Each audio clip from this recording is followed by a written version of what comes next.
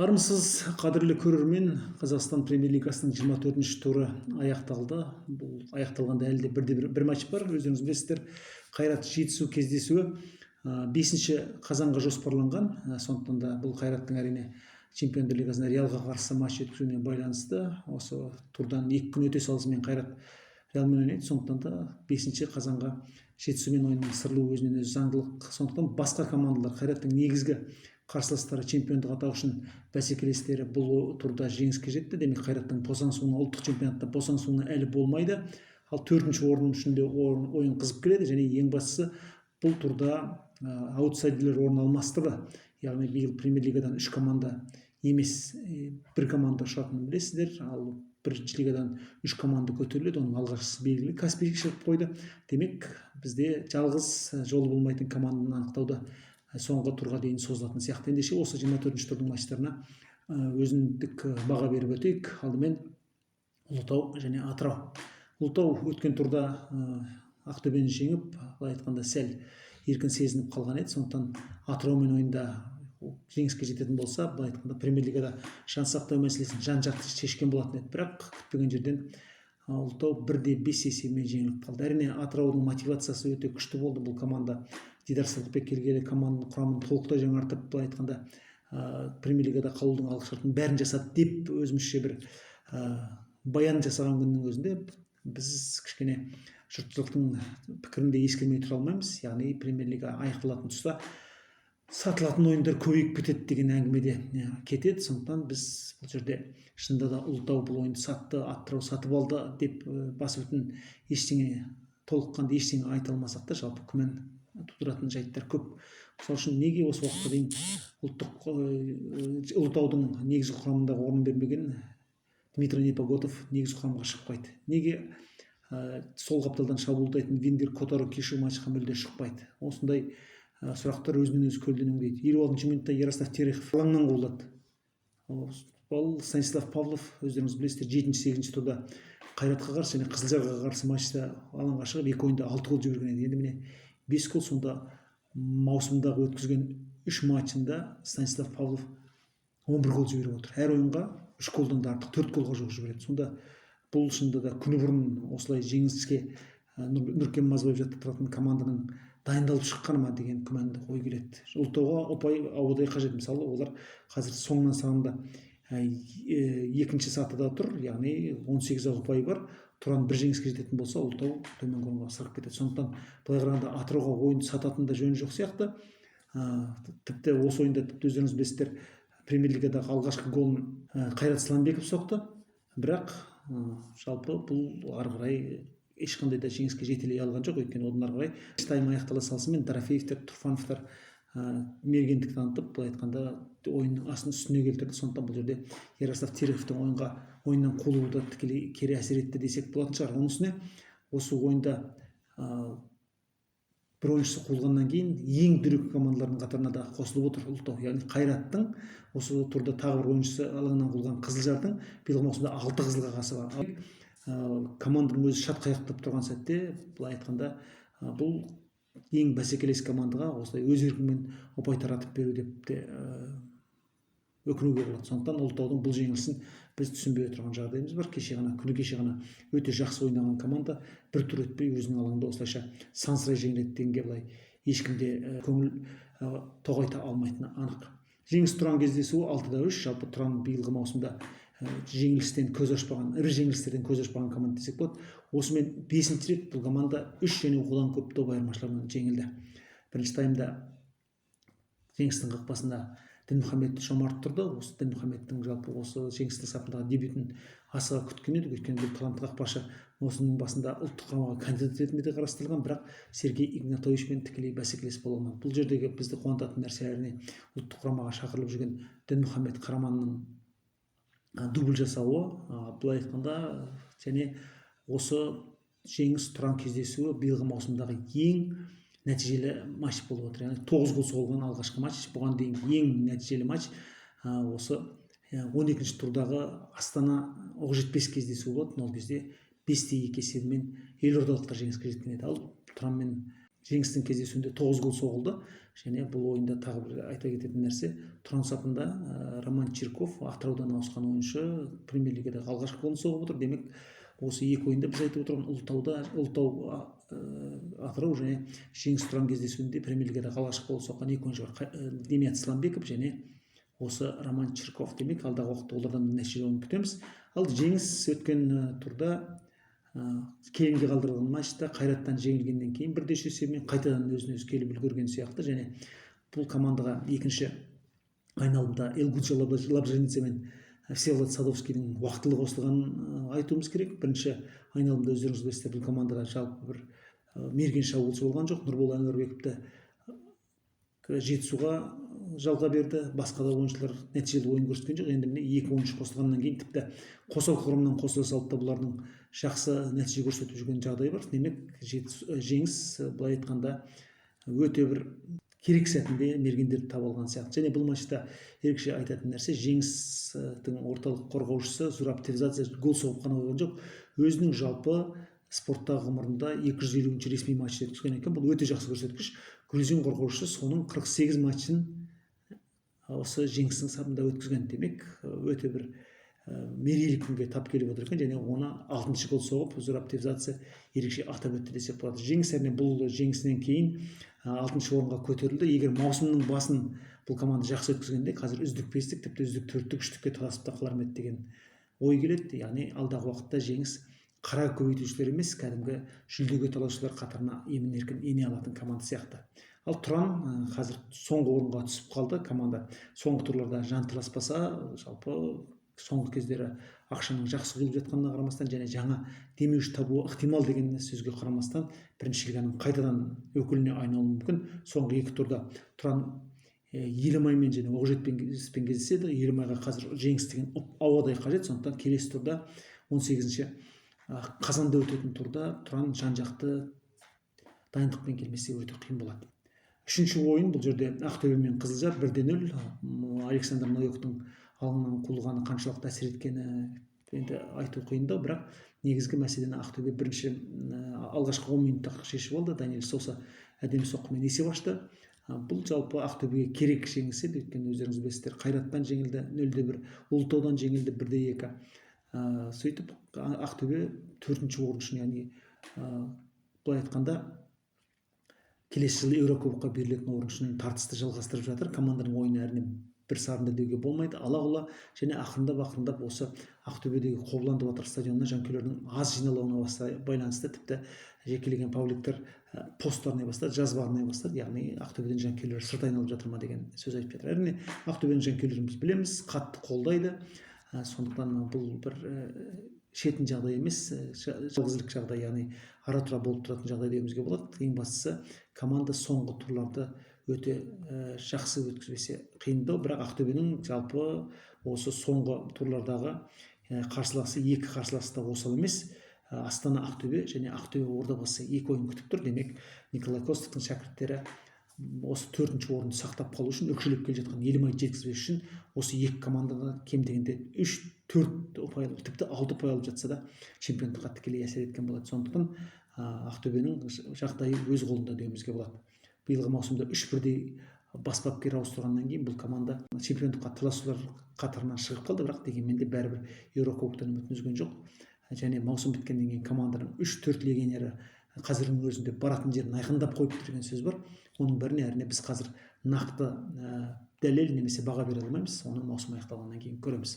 Ал Қызылжар командасы биылғы маусымда жаңа қайталап айтамыз, 6 ойыншысы алаңнан қуылған 3-ші команда болып отыр. Қайрат, Ұлытау және осы Қызылжардың 6 ойыншысы алаңнан қуылды. Бұл деген шынында да тым нашар көрсеткіш. Яғни дөрекі командалардың қатарында. Былай айтқанда, биыл команданың басындағы қаржы мәселесі шешімін тапқан жоқ. Әлде біраз, тіпті осы екінші айналымда команданың жаңа ойыншылар тіркеуіне мүмкіндік берілген жоқ. FIFA тарапынан бан қойылды, тыйым салынды. Сондықтан да Астананың сапынан ауысқан Nnamdi Ахонону 1-1 минут алаңға шықпастан үлкен ақша алып жатыр деп қазір түрлі пабликтер сөз арнап жатқанын білесіздер. Дегенмен биылғы маусымда Қызылжар жұрт күткен нәтижені көрсете алмады. Алдымен Беларусь бапкері болды Празевич, одан кейін міне Чучич келіп жағдай түзеген сияқты. Бірақ жалпы команда сол орта деңгейлі команда ретінде қалып отыр. Бірақ мен жалпы Чучичтің мынау Елисей Коршунов сияқты, Глебтің фамилиясы есіме түспей отыр. Осындай жаңа ойыншыларға, жас ойыншыларға мүмкіндік бергеніне өте қуаныштымын. Демек алдағы уақытта бұл командада жалпы өзінің кезіндегі 2020 жылдардағы 2021 жылдардағы жақсы шабысын табатын шығар деген ойым бар. Бұл маусымда әрине қолынан келмес, бірақ келесі маусымға бір кәдімгі жауынгерлік қатарға енеді деген сенім бар. Одан кейін Оқжетпес Астана, бұл жерде көп ештеңе айта алмаймыз. Екі пенальти берілген Оқжетпестің қақпасына. Ойыннан кейін Оқжетпестің бас бапкері Қайрат Нұрдәулетов бұл пенальтилерді қайта қарау керек, бірақ алғашқысында ойын тәртібі топ тебіліп кеткен соң бұзылған сияқты деген мысал айтты. Біз ештеңе айта алмаймыз.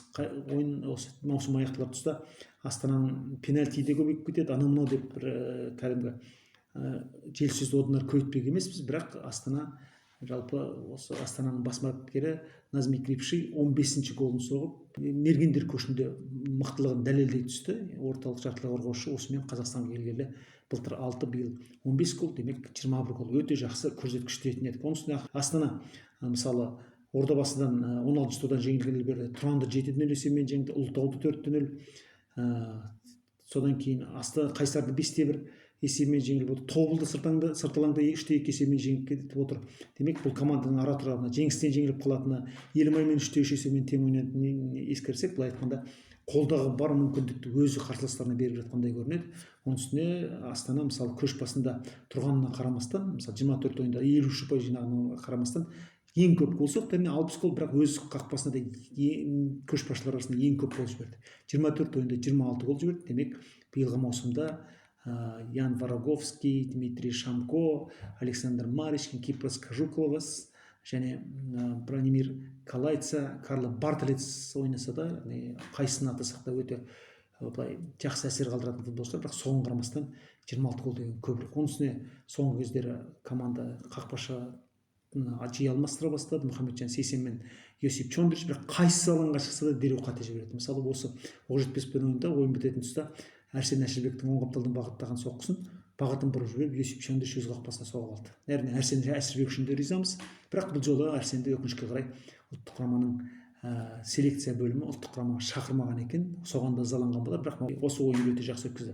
Оқжетпес болса, әттеген-ай Ферапонтовтан кейінгі бір жеңіс жүлгесінен адасып қалған сияқты көрінеді. Команда былай қарағанда қазір 5-ші ретті тұрақты жеңіліп отыр. Әрине бұл жерде оның 20-ші турдағы Жетісудан жеңілісті техникалық жеңіске айналдырғанын білеміз.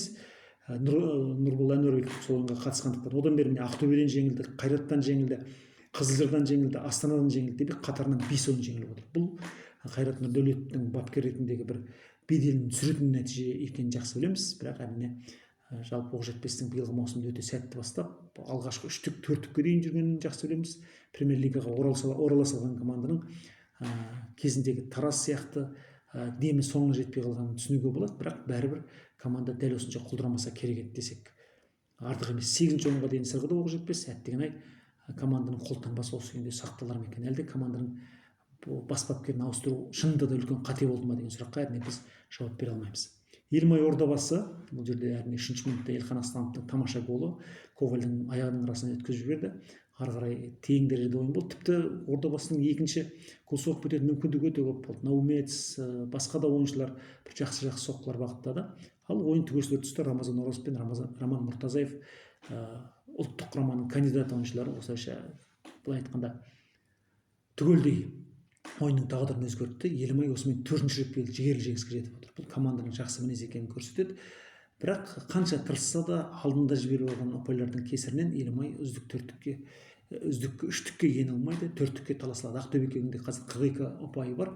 Енді соңғы ойындарда өте қырғын болады және бірден айта кетейік, Елімай соңғы 2 турда жеңілдеу кестеге ие. Тұран және Атырау командаларымен 2 аутсайдермен, бірақ 2 аутсайдермен де премьер-лигадан қалу үшін жанталасып жатқанын ескерсек, бұл ойындарда өте қызғылықты болатыны күмәнсіз.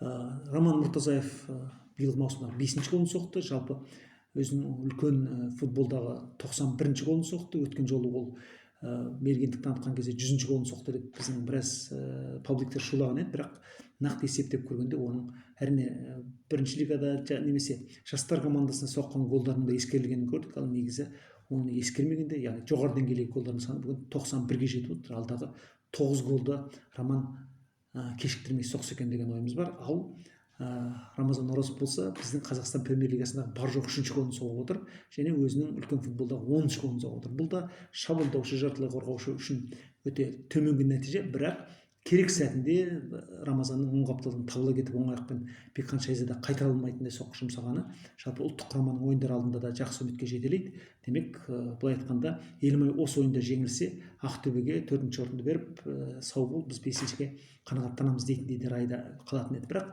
Елімай дәл Мұхтар Әуезовтің, яғни қазақтың алғашқы футболшыларының бірінің туған күнінде осындай жеңіс сыйлап отыр. 28-ші қыркүйек, өздеріңіз білесіздер, Мұхтар Әуезовтің ғана емес, Шерхан Мұртазаның, сондай-ақ Оралхан Бөкейдің туған күні. Оралхан Бөкейдің де сол шығыстың тумасы екенін ескерсек, бүгін жалпы әдебиет түсетін жанкүйерлерге де Елімай осындай бір сыйлық жасап отыр десек болады. Ең бастысы Ақтөбемен ұпай теңесті.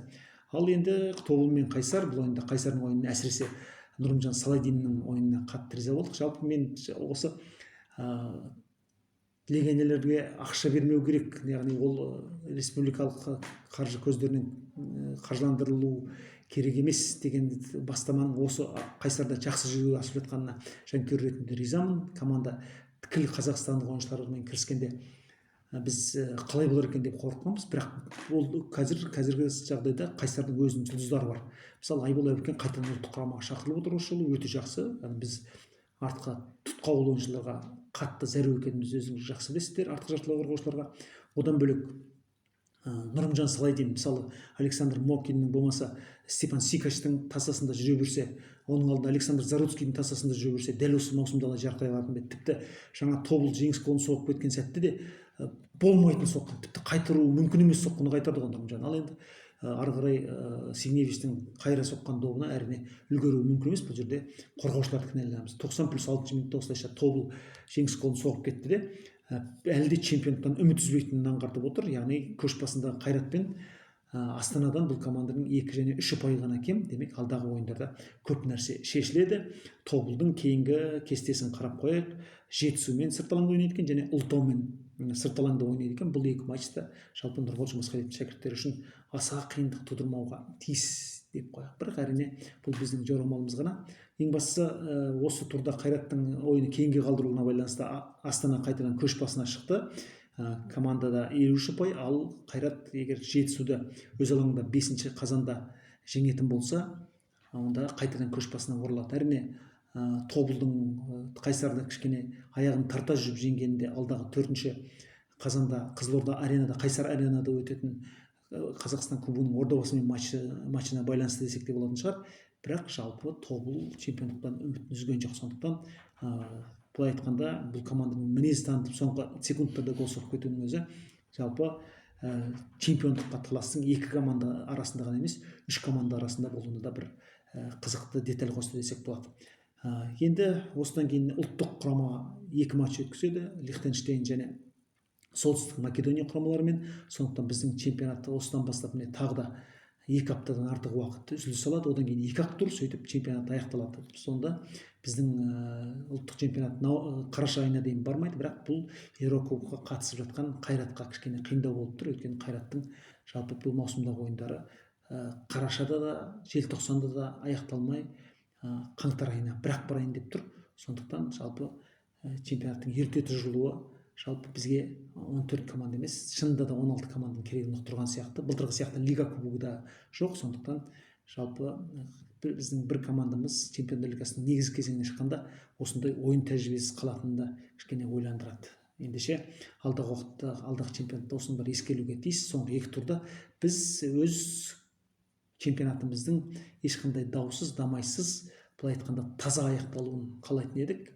Ұпай таратылатын маусым кәдімгі бармақ басты көз қыстылықпен таратылатын сәт болмас екен дейміз. Чемпион өте айқын күресте анықталғанын қалаймыз. Ендеше келесі 18 қазанда жалғасатын турда кездескенше, оған дейін әрине біз Қайраттың Реалмен ойыны бар, Қазақстан кубогының финалы бар, Қазақстан ұлттық құрамасының 2 ойыны бар, соның бәрінде эфирде өздеріңізбен бірге жолығамыз. Аман сау болыңыздар.